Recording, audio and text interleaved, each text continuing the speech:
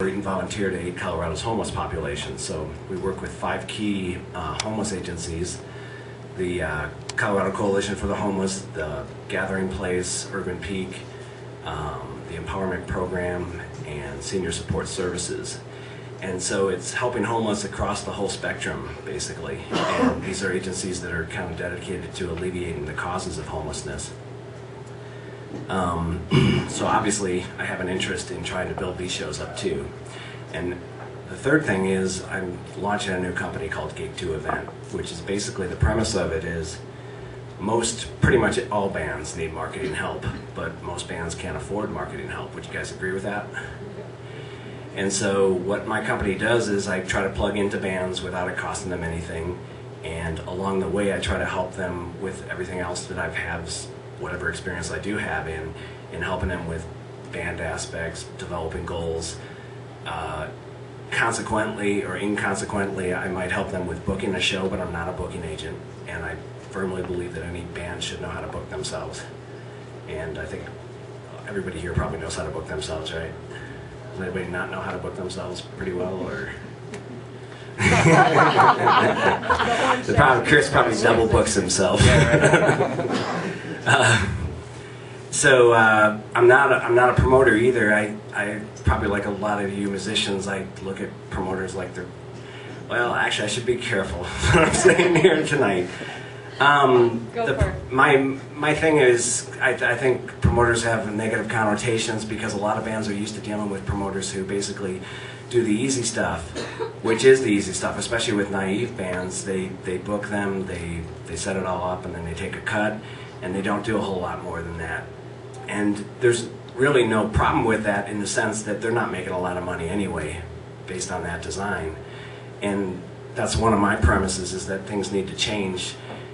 The whole world is changing to the point where we need to add more value, basically. Is that fair enough to say? I've got a company called 24/7 Incentives, so I've been an entrepreneur for over 11 years now, and so this is a subsidiary of my company. But it's really not about promoting my company tonight. I was really hoping there'd be a lot more bands here. There's a lot more people, marketing people here, but that's good too, because that's the whole essence of this.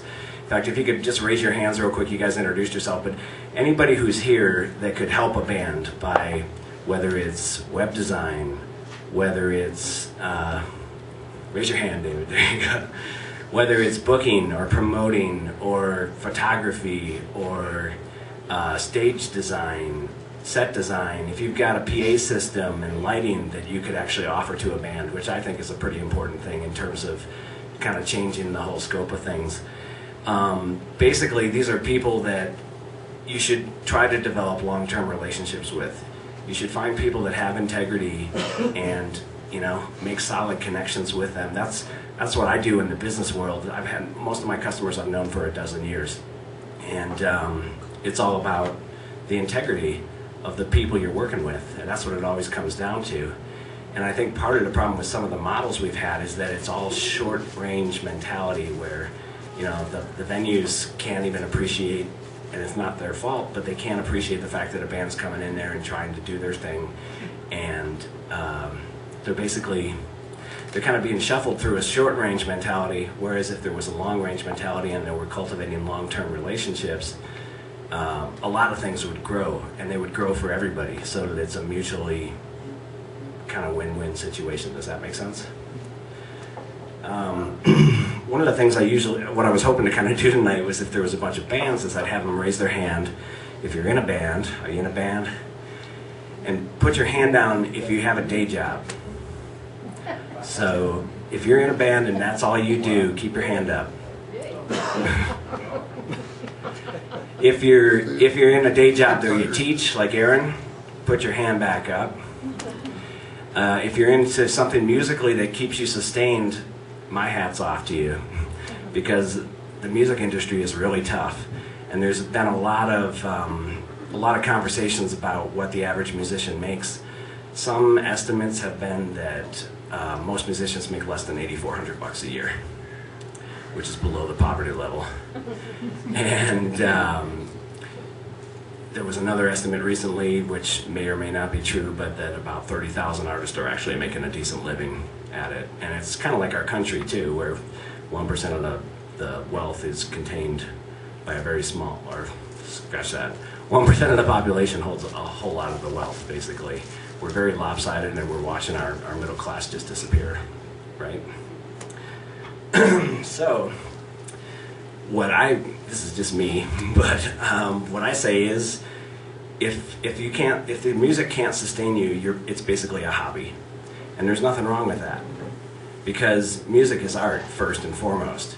And you got two tracks here. You got the one track where you want to write songs and you want to develop your skills and you want to create music. And there's another track where you need to be a businessman and actually try to make it sustainable. And so basically, if you can't be sustained by that music is your hobby. And the definition in the dictionary, if I can find it. Sorry, bear with me. Okay, a hobby is a pursuit outside one's regular occupation engaged in, especially for relaxation or recreation. Does that make sense? Some people get pissed off when I say you're in a hobby band. Personally, it's no slam on your musicianship. I know a lot of hobby bands that have really excellent artists. It's no slam on your intention, because I think there's a lot of hobby bands that are like right here. There's a lot of working bands that are right here, and they're actually on the same level, because there's some hobby bands that make as much money as working bands, in my experience. And then there's pro bands, and they're all trying to become pro bands, wouldn't you say? I know there's a lot of hobby bands that would love to become pro, and there's a lot of them that are capable of it. They're writing great songs right now, and it's just a matter of figuring out how to make it all work. So the gist of this whole seminar is to make it sustainable, is to have you hook up with people that can help you so that you can focus just on your music. And anything that you can do DIY, more power to you. But as a musician, you've got to write songs, you've got to rehearse songs, you've got to work on your stage performance, you've got to be an entertainer, you've got to make quality recordings, and then you're supposed to be a marketing person. And if you have no training at it, you know, you're kind of set up to fail. And there's a whole bunch of other, you know, categories there. Basically, a pro band typically, and again, I'm sorry, I'm kind of talking from more the rock perspective here, but you can really apply this to any professional. And most professionals have a band manager, they have a road manager, they have lawyers, they have all of these different elements that the average person can't afford, right? And so it's kind of critical that you become a sustainable artist so that you can keep doing what you're doing, but find other people that can also help you. And those people have to be sustained too, right? So it's a matter of finding out how that whole equation works. Like I say, I'm sorry, I'm going to get a little scattered here.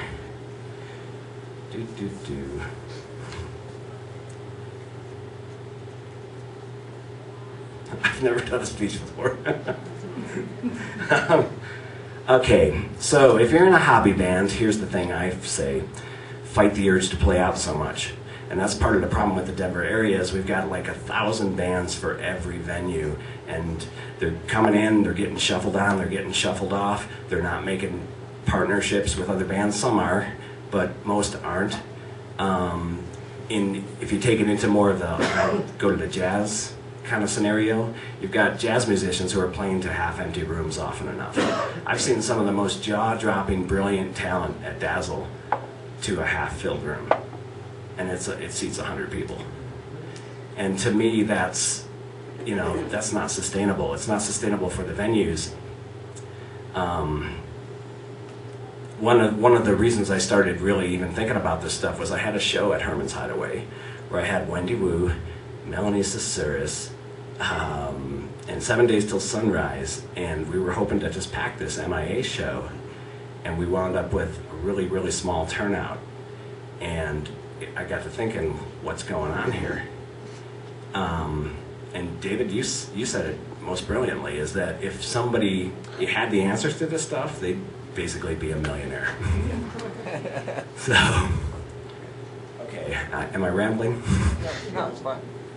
Keep in mind I'm a musician, so it's going to be flaky. Oh, one strike against you. One of the first things I would ask a band if I was going to help them is, do you have a mission? Do you have a purpose? As a business, you have something called a unique selling proposition. You know what differentiates yourself from everybody else out there. And if you don't do that, you're a Me Too company and you're going to get left in the dirt and you're not going to survive. And it's going to get tougher and tougher as this world keeps flattening, right? As a band or as an individual artist, you need to know what you stand for. You need to know what your big purpose is. And the bigger the purpose is, the more likely that everything else is going to fall into place. You will know who your target audience is. You will know where they are when you want to reach them immediately about a show. You will know what attracts them to wanting to go to one of your shows. And we're in this information age where everybody's broadcasting and nobody's really receiving. So you need to be able to deal with that and get people out to a show. The gist of it is, if you know who your target audience is, you can build that audience ahead of time and bring them into a show so that you have that built-in audience ahead of the game, basically. Does that sound like an appealing proposition? And if you can do that, and you can show the venues that you can do that, the venues are going to love you, right? They're all of a sudden going to realize that you're partnering with them, you're sharing in the wealth, you're sharing in the risk, and you know how to get bodies in the door. And I'm kind of speaking out of turn here because I'm basically giving you a theory, if you will. And I think the gist of it is you can't do this on a weekly basis, right? You have to plan these things, you have to have a certain amount of focus in order to get to the point where you're going to have those kind of events. And so that's part of the reason I tell bands you need to resist the urge to play out so much. And even just to put this in a different context, Lori is a terrific songwriter. Back there, right behind you there. Lori would like to appeal to basically the sustainable community, the green community. She's written songs for it. She basically has an audience right there that she could actually market to. For each one of you, you kind of need to decide what that target market is, or you need to create that target market so that you can do exactly that type of thing where you pre-build that audience, bring them into that show so that you have that kind of basic kind of structure. For an artist like Lori, focusing on writing better songs and doing constantly recording could be her form of sustainability, because she will basically be able to sell to the green market in one way or another, and as opposed to the gigs where I'm rambling again. Sorry, I was hoping this would be a little more organized. The gist of it, a gig is a short-term mentality, and an event is a long-range mentality in my mind. A gig is about playing out frequently for low dollars, dragging all your stuff out to some place. I know it's going to be different. Each of you is going to relate to this a little bit differently. I know there's a lot of excitement about playing a gig, but often enough, a gig can be a losing proposition. You can actually lose money at a gig, right? So you have to ask yourself, why would a venue stick their neck out so that you could possibly have 12 people show up to see you and lose money for everybody all around? That's the rock concept of it. But it's the same thing for a Dazzle type of situation or anywhere else. Is the venue has to have confidence in the fact that you know what you're doing to market that show so that it's a success for everybody.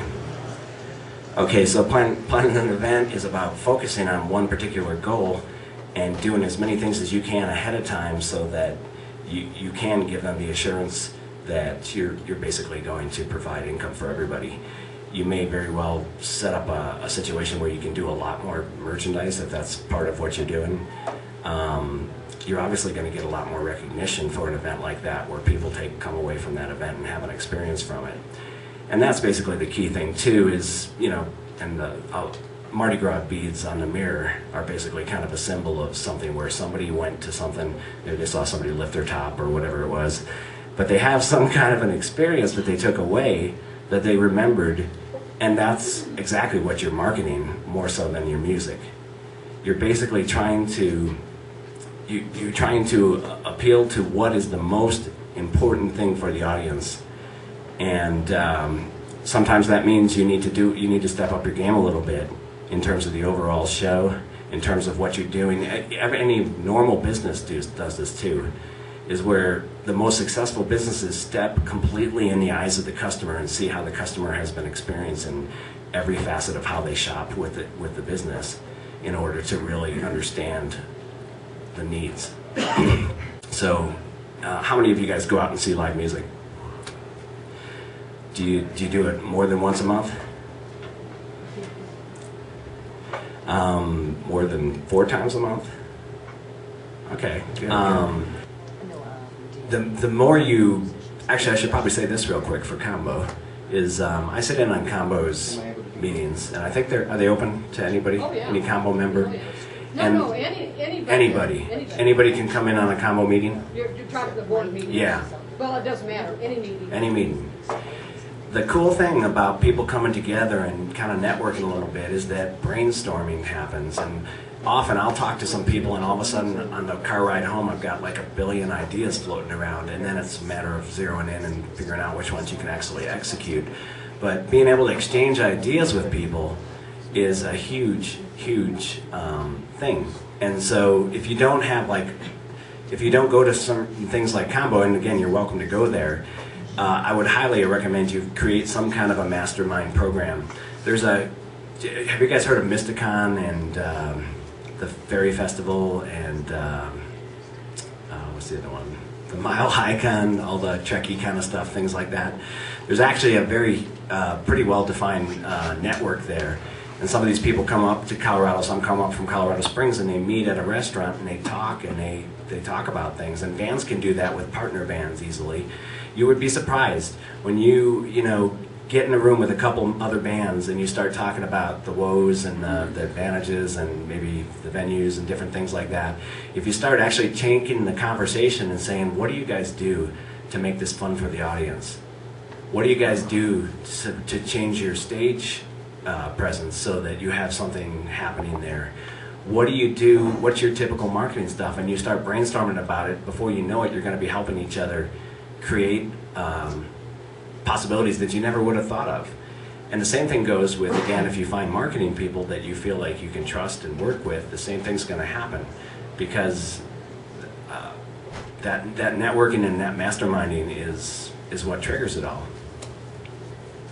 But you were talking about with the events, one thing with the events I'm talking about, they're not total simple twists where you just whatever type of thing. And the birthday party is a good example though. But to take the birthday party a little bit further though, let's say you have some rockabilly bands set up, and you know that their audience is biker crowd and auto show crowd.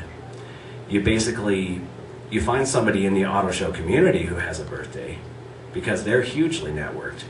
And if you take it a step further, some bands have done this where they make a Pulp Fiction night, dress as your favorite Pulp Fiction character or things like that. All of a sudden, you're taking all these little details, and again, if you start brainstorming with people who have a vested interest in what that event's going to be, all of a sudden those little details start to add up to a huge event that the people who attend it walk away with these incredible memories of it. And you've just built all this positive goodwill. What are some of the marketing things and promotions? What are the things you can actually do? Yeah. Let's start with you. Actually, you're basically, we talked about basically marketing to a green audience, right? So you have CDs, right? You have a supply of CDs. You take that supply of CDs and you start networking within the green community, which is a big community, obviously, and it's a growing community. And you put on a show that specifically is there's a couple different ways you could do things. You could do a benefit show, sure. Personally, I'm not crazy about benefit shows being done for bands' purposes themselves. Benefit shows should be for the greater good of what you're trying to really, truly help. And so hopefully there's, not too much self-interest in that perspective of it. But on the other hand, if you're doing something good, no matter how it gets done, that's a very good thing. So, for instance, again, with the green community aspect of it, you could do a show that raises awareness for solar panels or geothermal pumps, and maybe you have, here's an example. You could have some sponsors there who you invite to the show, who for a small token contribution, let's say $100, they can actually exhibit at your show and they can explain to people what's going to happen. And maybe at the intermission of your show, you take a break and say, I'm going to have such and such, the president of such and such, Gaia, or what's the wind farm up there? The president of a sustainable company here in Colorado that wants to create a bigger presence, and they realized that you could be a spokesperson for them and have them actually come to your show and talk. And again, it's kind of like Odin's Winter Solstice. We actually gave people tickets for it just because we wanted to build an audience too. So you could actually pre-build that audience for the event and have it do something good, and maybe there's even an offshoot of what you're doing that actually does benefit some nonprofit.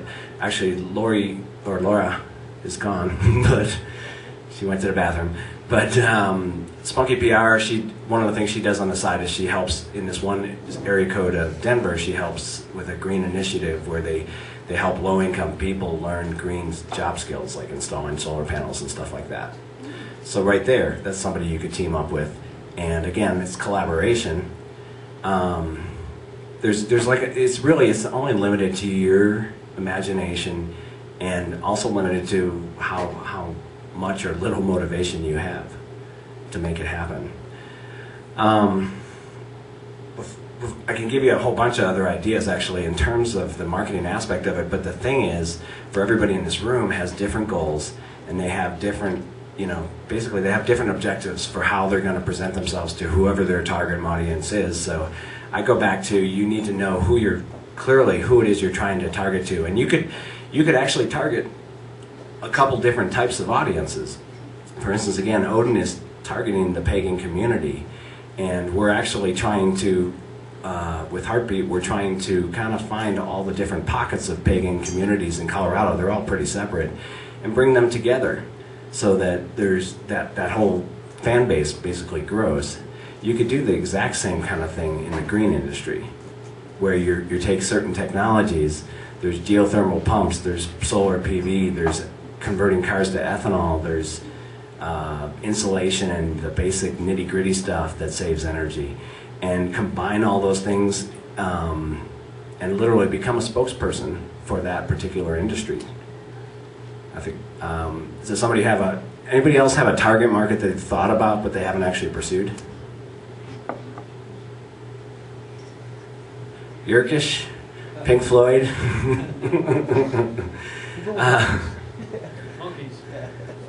Actually, Mark, in trying to design my music showcases that I've spoken with you about, what I've tried to do with each individual showcase is do just that. Figure out my target market. Then decide my event wrapped around my target market and my demographics for, who do I want to have show, who's most likely to have show up at my showcase, where is my showcase being held.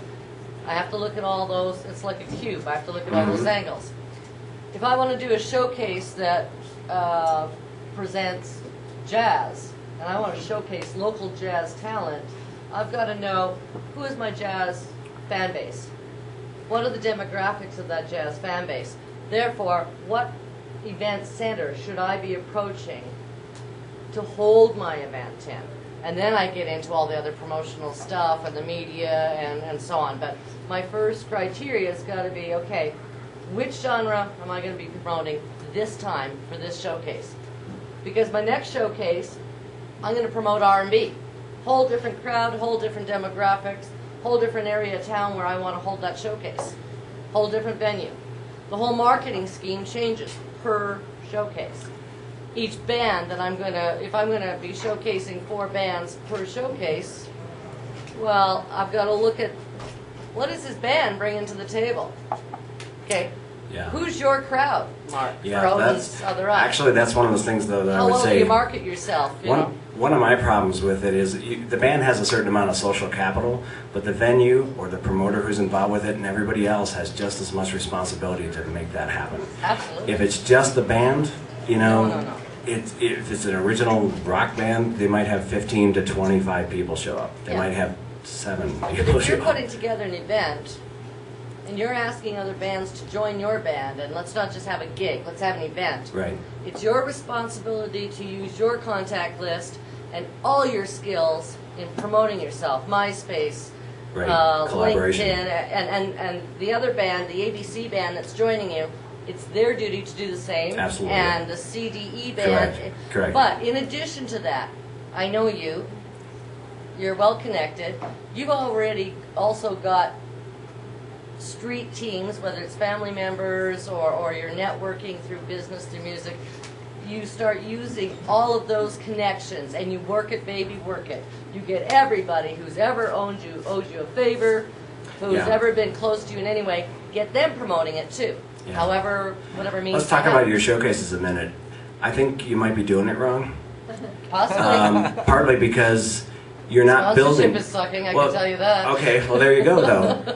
You need to build on your successes. You need to build a foundation and then gradually build on those successes, because to go everywhere is kind of, again, that shotgun approach where you don't know what you're walking into with those different markets. What do you mean go everywhere? When you were talking, I'm going to do a jazz show now I'm going to do an R&B show, and It's the now I'm only going way to do I'm this. going to keep it fresh and new. If I do 5 rock showcases across 10 months, like one every second month, how boring is that? Even though I have probably 200 rock bands that I could showcase. Right. But how boring is that for the public? To have the same event, they're going to be Depends. yawning and saying, you know what, I can skip this one and I can go to the next one because Lord knows Barb's going to do this again in 2 Right. months. No, I don't want to have that Well, happen. then I don't want to get boxed here's into the that. thing you're doing though is you're putting corner. the same pressure on yourself that you're putting on those bands, is that it's your social capital that you're going to draw, right? And each band has And their own niche. that's right. Well, That's that's- the whole thing. Each band has its own niche and each genre has its own niche. And my Yeah. experience has been, I know I can get a full house for R&B, funk, Motown, anything on that era. Rock, it's a dime a dozen. I could have a That's- full house or I could have 6 people sitting in front of these 4 bands that I'm paying. So your strategy to showcase them is going to be totally different than the strat. Because believe me, I know R&B too. Yeah. I You and I see are 12 people. The R&B you know. and jazz based, yeah. I mean, So it's like it really depends. You know, without getting fine-tuned in Right. marketing, the bottom line is when you do your SWOT analysis, it's important for you to understand who you are and who the people that you are representing feel they are and what you're trying to And communicate. chances are you don't know all those people either. Yeah. You're not an expert at everything. Nobody here is. I'm not an expert. You can see by my answering questions, I'm not an expert at everything.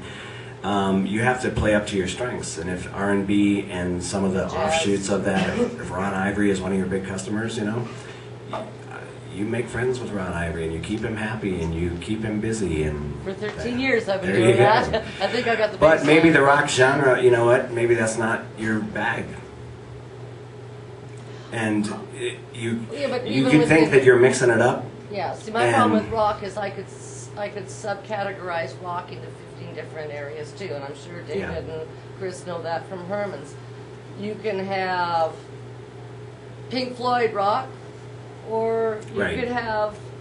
That's right. But if what I'm saying No, is, a if you solo don't acoustic fully understand that audience though, and you don't understand what's driving them to come to that show, you probably either should study it more or you shouldn't go there. Well, that's what I'm saying. Is- When it comes to rock, that's my nightmare because there's so Yeah. many. Let's try to, I don't mean to Different interrupt you, but yeah, demographics, you know. let's try to keep it more universal, the things we're talking about here, just so that anybody Well, I can know, kind I of benefit from it I a just little want to bit. throw this out, and I'm sure you guys know, but I last year had the pleasure of having an opportunity to go to Nashville, and Nashville is not really that much bigger than Denver. And I was really astounded that Nashville and the little downtown area was able to have a country-sounding band in every little venue along the way.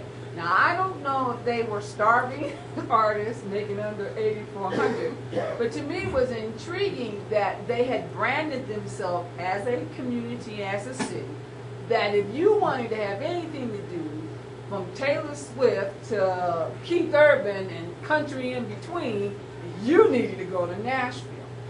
I'm throwing this out just to say Detroit had Motown, Mississippi had the Delta Blues. Somewhere along the line, John Denver in Colorado has to find an identity to help shape that. And I'm just throwing out that because my area of focus has been jazz. Jazz is a good place to start. But I really would like to say that as we look at building a community and sustainability within the industry, that not everybody feels they have to teach their children to leave town to be successful in this state, that we look at what we want to say we are as Coloradoans. Because I did a lot of looking too, and my most successful bands were still country and western bands. And so I know that people from Connecticut to Maine, California and San Diego still look at Colorado as the western country and western kind of community. Although we don't necessarily say that's what we are, but KYGO would beg to differ as one of the top radio stations. That's what people see as that's pretty much where we're going to be. Right. Unless we change it. So how is it that we want to say, collective energy-wise, we like to kind of shape that? You actually, when you talked about making your own genre, that has anybody ever read the book 10 Immutable Laws of Marketing by L. Rees? It's L, his last name's R-I-E-S. And those 10 laws, you could take those to the bank for your band and just apply them immediately to your band, and they will help you quite a bit. But the first law is, if you're first in the category, you own the category. Kind of like Kleenex is that you call it a Kleenex when it's really just the tissue you wipe your nose with. But when you own that category, all of a sudden everything, all the competition fades away. Nobody remembers, for instance, who was the first person to cross the Atlantic, who was the second person, that type of thing. It's basically, and there's a lot of other great things there. Basically, marketing as a whole is about being consistent over time. You don't have to have the greatest message in the world, but if you can identify the first in category of something and you have that message, it's basically your band mission. And you can consistently convey that over time to your audience, and you will attract your audience, basically.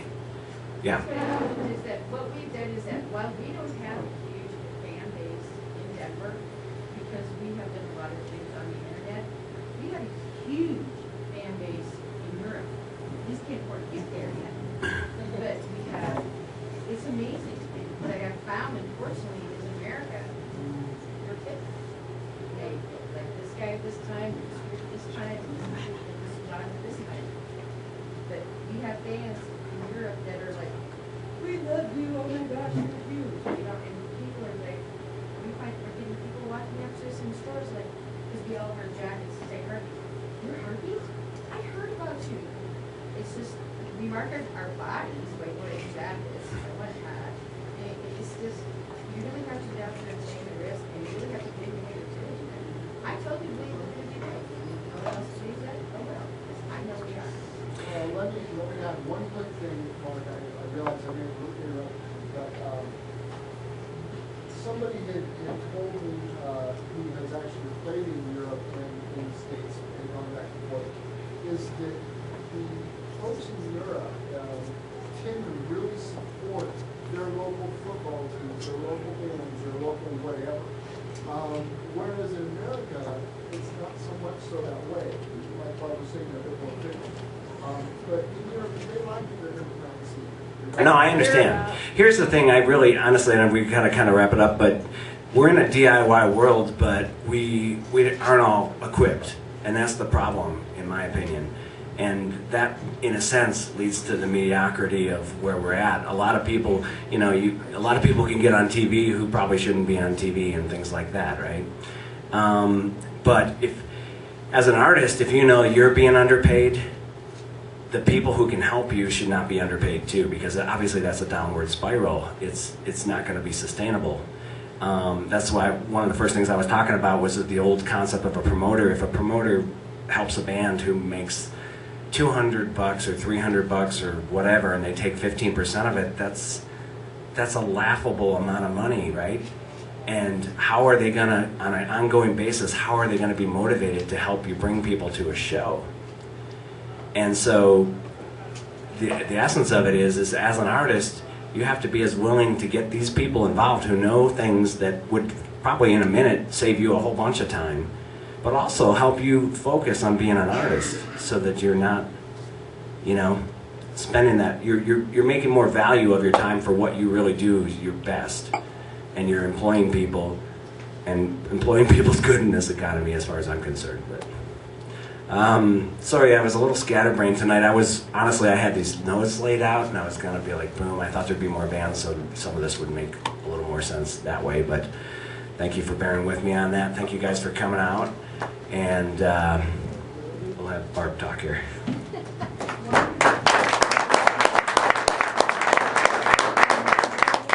You know, he may have been scatterbrained, but it helps to get your brain thinking about what you can do or what you've done.